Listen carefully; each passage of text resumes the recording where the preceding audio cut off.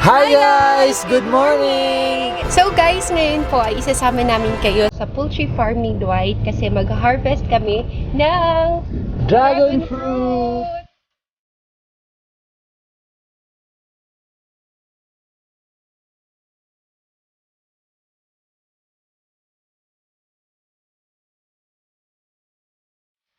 Nandito na kami sa poultry at mag-harvest na kami ng dragon fruit. Dala kami ng basket, para hindi ma-damage yung mga na-harvest naming dragon fruit.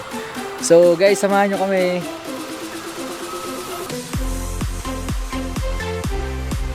Kasama natin ngayon si Kuya Bibi. Kuya Bibi, mag-hi ka! Hi! Turuan niya tayo kung paano yung tamang pag-harvest ng dragon fruit. So every time nag-harvest ng dragon fruit dito, siya yung kumukuha ng mga dragon fruit. So marunong na siya kung paano yung tamang pagkuha. And then Kuya Bibi, turuan mo kami. Ganito ang pagkuha siya. Buhatin mo, tapos pakikapanon mo lang dyan, oh.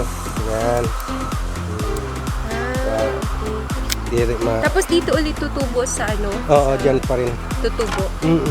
Paulit-ulit lang yan sa dyan. Okay. Ito, yan.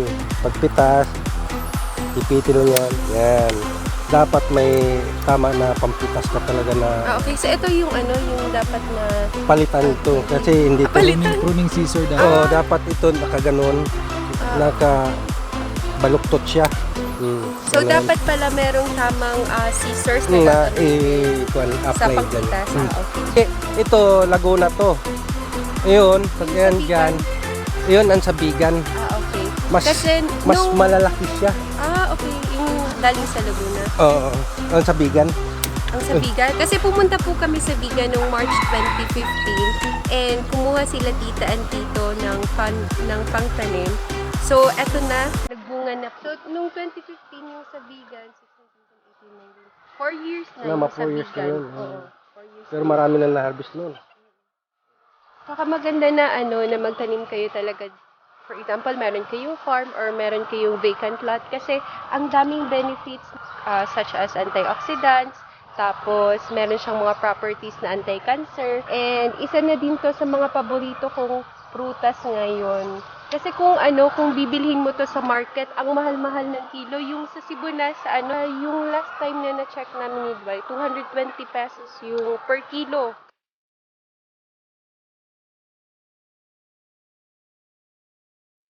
Nakakatuwa pong mag-harvest ng dragon fruit. Lalo na kung libre, yung makukuha mo lang sa inyo, sa tabi-tabi. Tapos, fresh from the farm. Meron kaming nasa more or less 30 nga puno ng dragon fruit dito sa poultry at nakaka-harvest kami ng mga ilang kilos, mga around 30 kilos din ang na-harvest namin. Ngayon mag-expect kami ng nasa 20, more or less 20 kilos na ma-harvest namin sa 30 pirasong puno dito sa poultry. So guys, ang sarap mamuhay sa probinsya, and kung meron kayong mga vacant lot dyan, magtanim na kayo para meron kayong aanihin.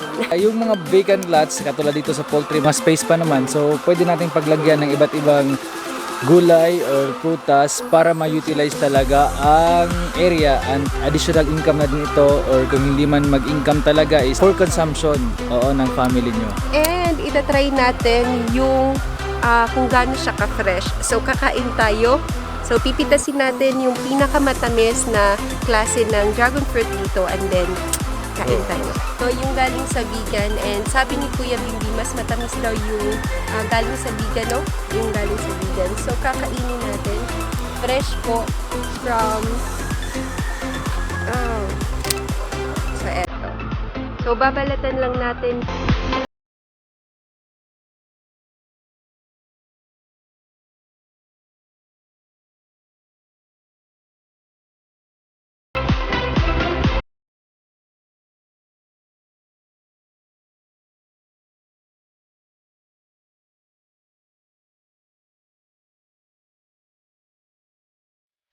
So guys, ito na yung mga na-harvest naming dragon fruit, and nasa 20 kilos na to. Meron pang babe? Meron pang mga parating. So, ito yung galing sa vegan ko yun. Ininak So, pang ang baboy. dami. Ang dami naming madadala sa aming table. So, haba-habang kainan na to. Kasi hindi naman namin to binebenta kasi for consumption lang to. Okay. So, sa mga misis din dyan, pwede nyo tong gawing shake as smoothie. Happy poultry farming! Bye!